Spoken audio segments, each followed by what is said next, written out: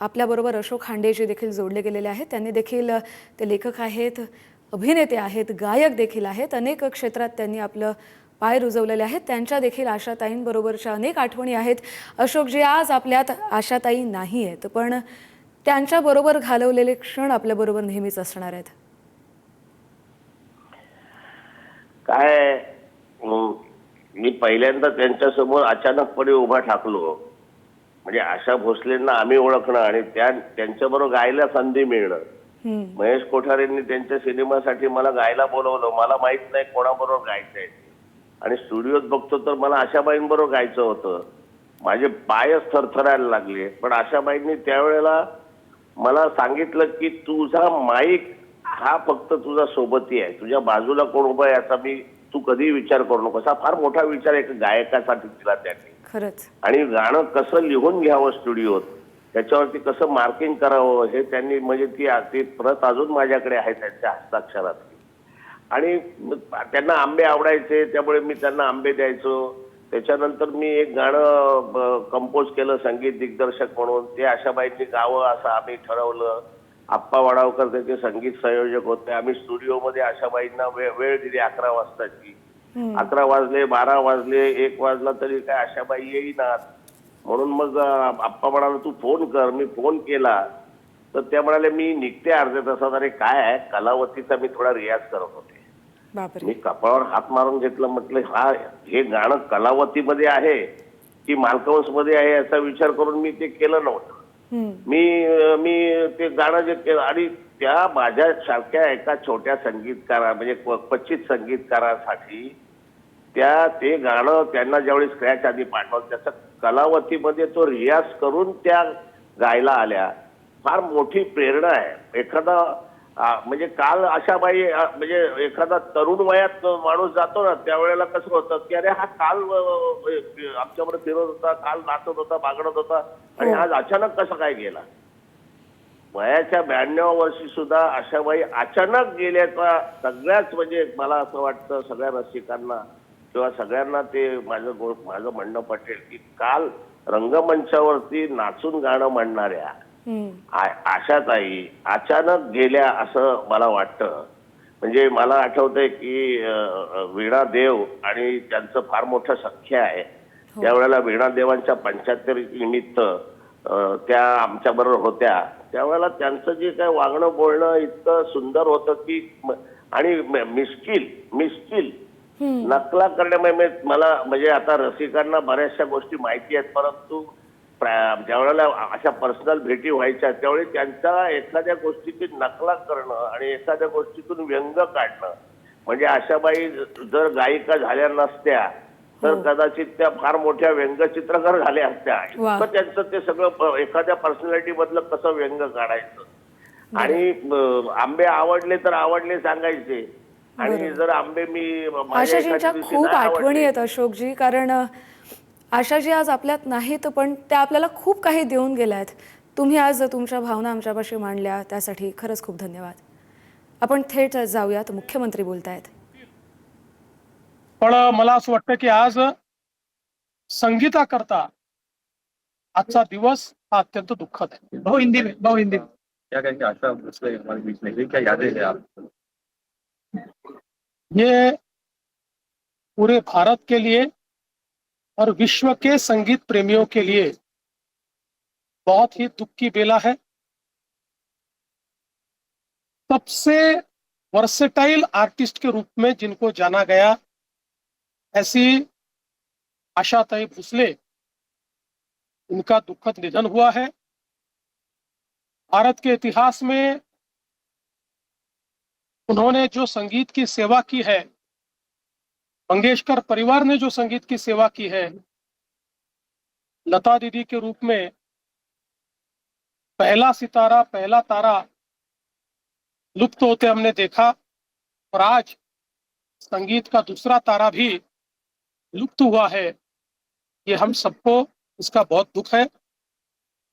बाल्य अवस्था से संगीत की सेवा करते करते 92 साल की उम्र तक लगातार उन्होंने सेवा की.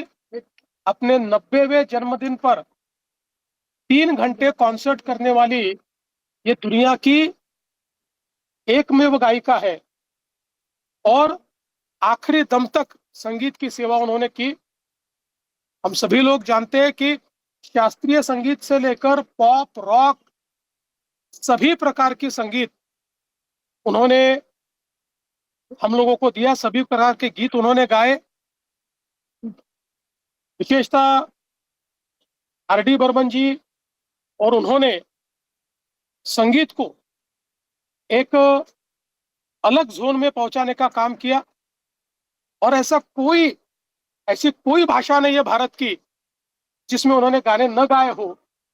12,000 से ज्यादा गाने 20 से ज्यादा भाषाओं में उन्होंने गाए।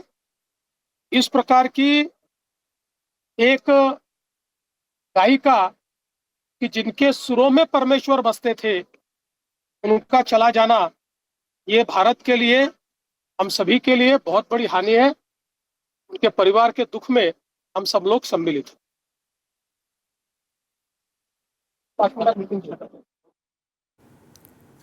आज आशाताई आपल्यात नाहीत. मराठी भावसंगीतातील अढळ स्थान हिंदी चित्रपटसृष्टी असेल, त्यांनी प्रचंड ही सगळी क्षेत्र गाजवलेली आहेत. आज आशाताई आज आपल्याला सोडून गेल्या आहेत. फक्त पार्श्वगायन न करता त्यांनी संगीत हे आयुष्य म्हणून जगले. त्यांना पंडित दीनानाथ मंगेशकर असतील, लता दीदी असतील, या सगळ्यांचंच लहानपणापासूनच मार्गदर्शन लाभलं. मात्र हालाकीची परिस्थिती असताना देखील एक स्वतःचं अढळ स्थान निर्माण करणं अतिशय कठीण असतं. मात्र अगदी लहानपणापासूनच आशाताईंनी आपलं स्वतःचं एक स्थान या सृष्टीत निर्माण केलं.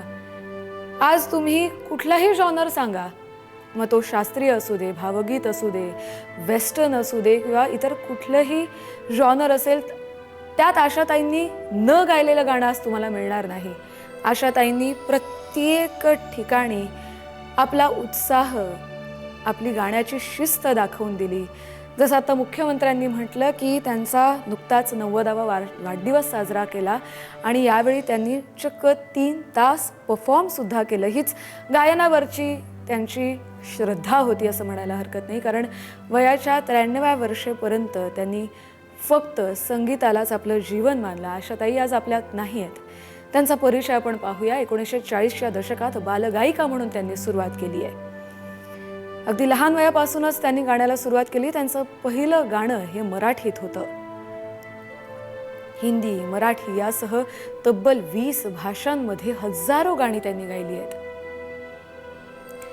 ओ.पी. नय्यर, आर.डी. बर्मन यांच्यासोबतची जोडी त्यांची प्रचंड गाजली. त्यांच्या जोडीनं अधिराज्य गाजवलं. उमराव जान मधील गाण्यांनी, गझलांनी एक वेगळी ओळख निर्माण केली. शास्त्रीय असू दे, लोकसंगीत असू दे, पॉप, गझल अशा विविध शैलींवर त्यांचं प्रभुत्व आहे. पद्मविभूषण, दादासाहेब फाळके पुरस्कार हे सर्वोच्च सन्मान त्यांना प्राप्त झालेत. 1940च्या दशकात बालगायिका म्हणून त्यांनी सुरुवात केली. आशा भोसले यांचं हे पहिलं गाणं अर्थातच मराठीत होतं. मराठीसह इतर अनेक भाषांमध्ये त्यांनी आतापर्यंत गाणी गायली आहेत. भारतीय संगीत क्षेत्रातील हे एक झळाळतं नाव आहे आणि मंगेशकर भगिनी फक्त एवढीच त्यांची ओळख मर्यादित नाही राहिली, तर त्यांनी स्वतःच्या बळावर अफाट मेहनतीनं या संगीताच्या दुनियेत आपलं स्थान निर्माण केलेलं आहे.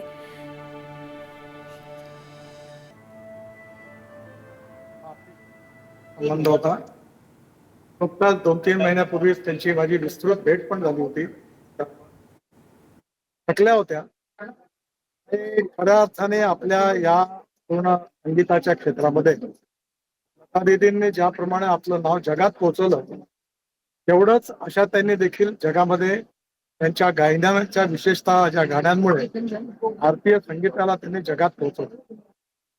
त्यांनी सर्व प्रकारची गीतं गायली आणि याच्यामध्ये विशेषतः नागपूर करता विशेष आठवण अशी आहे की स्वर्गीय सुरेश भट जे आपल्या विदर्भातले होते, त्यांच्या याच्यातला केव्हा तरी पहाटे ही रात्र उलटून जाते हे जे आहे, हे आशा भोसलेंनी आणि हृदयनाथ मंगेशकरांनी संगीत दिलेलं गाणं मराठी संगीतामधलं एक अतिशय उत्तम असं गाणं आहे. आशा त्यांनी अनेक भाषांमधून अनेक गीतं गायलीत ही आजही आपल्या सगळ्यांच्या स्मरणात आहे आणि पुढल्या अनेक वर्ष भविष्यात देखील आपल्या सगळ्यांच्या स्मरणात राहतील.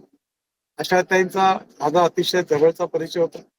विशेषतः मला जेव्हा 61 वर्ष पूर्ण झाली, मुंबईला त्या कार्यक्रमात आल्या होत्या आणि त्या कार्यक्रमात त्यांनी स्वतः त्यावेळी गीत गायलं, मला आशीर्वाद दिले. त्यांच्या मृत्यूने आपण संगीत क्षेत्रातल्या अशा गायिकेला मुकलो आहे जिने आपल्या देशाचं नाव खरं म्हणजे विश्वात प्रसिद्ध केलं. ते म्हणून व्यक्तिगतरित्याही पण त्याशी, त्यांच्या परिवाराशी, मंगेशकर कुटुंबियांशी फार जवळचा संबंध होता. त्यांचं हे दुःखद निधन आपल्या सगळ्यांवर आघात करणार आहे, विशेषतः त्यांच्या परिवारावरही आघात करणार आहे. परमेश्वर हे दुःख सहन करण्याची त्यांना श्रद्धांजली, त्यांना शक्ती देव ईश्वरचरणी प्रार्थना करतो.